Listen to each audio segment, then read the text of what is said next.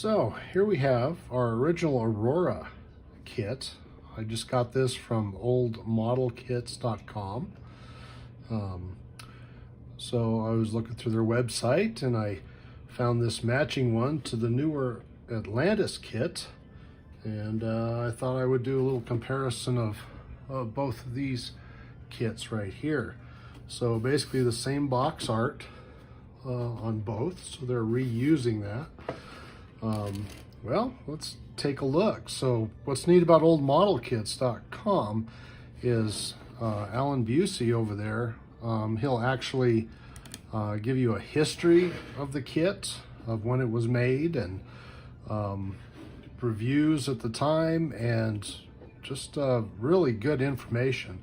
It's designed more as a collector kind of a website, but he has good deals on some older kits that you can't get today, and that you may want to try and build. Or if you're a collector, then of course, you know, you'll pay collector's prices for really super nice kits. So in this case, this particular one, like I said, not something I would normally do, but since I found this Atlantis, I think I wanted to give it a comparison. So when I bought this one, it was already listed on there that it had, you know, a couple of broken pieces, but it was present. And so if you get something like that, usually the price will go down a little bit, even for a collector tank. And then, so like in this case, there's a bayonet on the rifle on one of the toy soldiers. And then one of the right side panel bogey wheel shaft has broken off, and it's still in here. So and then also the instruction sheet has a square cut out of it. This makes this one a better candidate for either using spare parts or building. So I will eventually probably build this one, but I wanted to do the comparison to show you what these old kits were like, and something really neat in here that I want to show everybody. So it's basically more of a simple box. It's kind of neat. You can look down here and you can see that it was made in 1969 by Aurora Plastics in West Hempstead, Long Island, New York. So it just kind of gives you some details about the tank, and that's, you know, you don't get much else. It's also a bigger or a thicker cardboard box. Usually you don't get that in some of the others. Like this is a really kind of a thin box. This is a little bit on the thicker side. So let's open it up and take a look. And so if we open it up, we'll set that aside. And so first thing you see is the instruction sheet in here, and it's basically, you know, same kind of artwork that we have over here. It gives you, now this one isn't in the multiple languages like we had in our newer kit. So this is all in English, but it has a really thorough history, a very neat painted picture of the tank that has a little bit of what I think is a little bit of real nice paint job and some weather, maybe even with some pin washing and all that sort of thing that people like to do on the tank. So it can be detailed up. If we open it up, we notice that it has the same 3 sections on here, 1, 2, and 3. It has the 27 individual steps, and the same pictures and everything. So this is what this kit was like in 1969.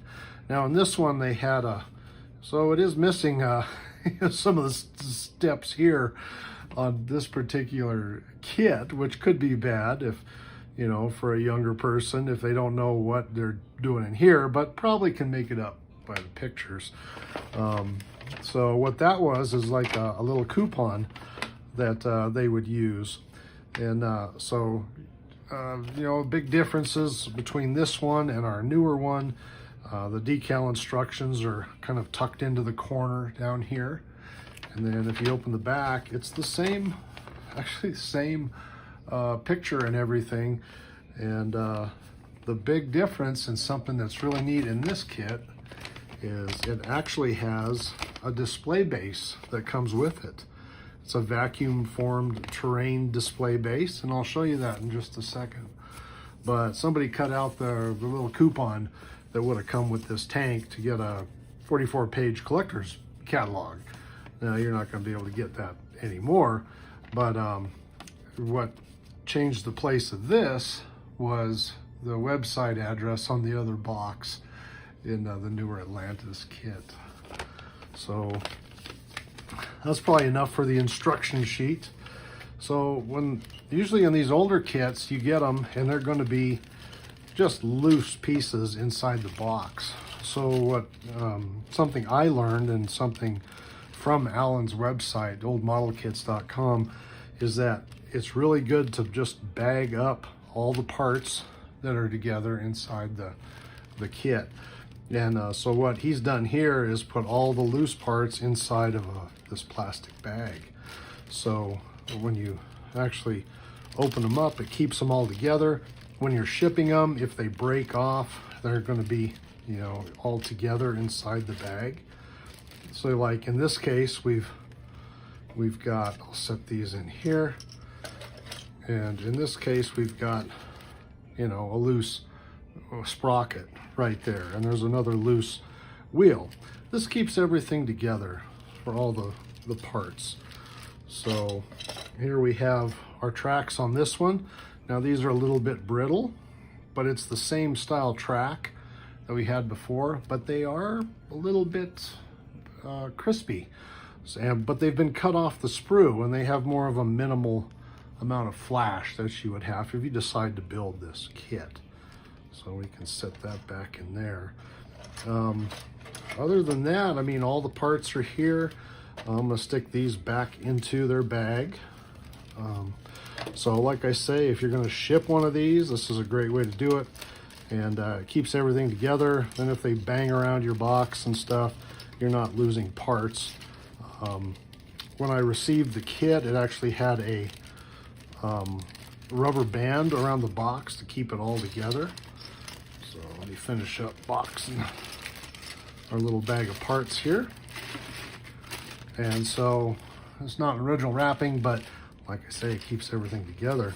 So what he's done is actually put the parts, I don't know if you can read that on there or not, but so we have just the broken off parts. Here's the bayonet down over here, and then the right panel side is just a piece of styrene, but that could either be glued back on or pinned on, and then you got your wheel.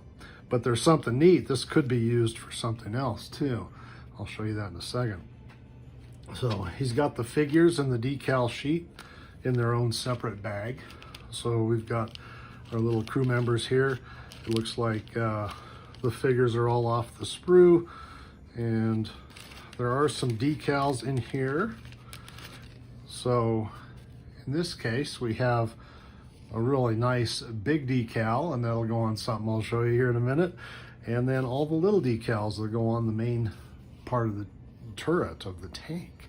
So very simple, similar, decals. And there's ways to, if you want to reuse these, there's a way to make a photocopy. And if you look on the oldmodelkits.com website, they actually have a tutorial on how to use these old decals. Even if you can't use this one, you might be able to use, a newer one. So, and then our little figures here. Plus we've got some other bogey wheels, and I'm already dropping parts everywhere. So there's a drive sprockets, the turret, or the gun rather, and then our tank driver, and he's missing the end of the barrel of his gun. And this guy, I'm not sure, he's ducking and running. And then this poor guy, I think he got blown up. So anyways, let's put these back in their bag, and then I'll go fishing for that other little part I dropped on the floor. So we've rebagged all our parts here. And then what's really neat, this thing comes with a vacuum formed display base. So this is just, you know, it's just a piece of styrene that they vacuum formed and put it down. It's showing a picture of a bridge. So, you know, with like a bridge with a culvert that goes up underneath. You've got a shell crater, like a mine or something that went off right here. And there's pavement with the road. If you look real close, there's actually tracks of either vehicles or possibly this tank. So it comes with its own display base. And I imagine back in the day, this was probably, you could just paint it directly. You know, this would be gray and paint these green, and there's probably water down in the ditch underneath. But you could actually use this or something like this to make a diorama, which is very popular and was getting popular back in the late 60s and early 70s, but it's all ready to go.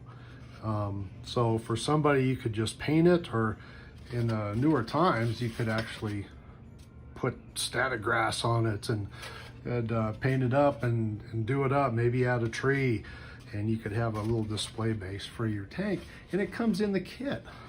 I don't know why, wonder why they don't do this anymore. This is a really neat kind of an idea.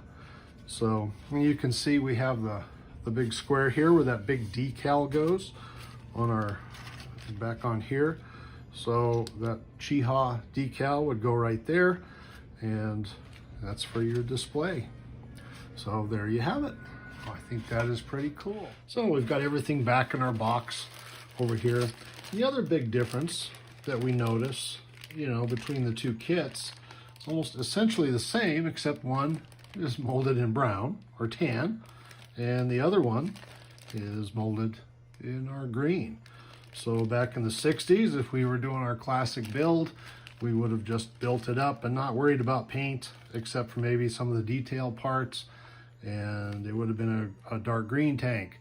In this case, the one that we're going to build will actually be this tan color, which is probably closer to the prototype. It's almost like a tan with a little bit of like a khaki green kind of a scheme to it. But anyways, you know, the parts essentially the same. Old model kits is really good about letting you know which parts are where. And that's it for the unboxing. Let's get to building our newer kit.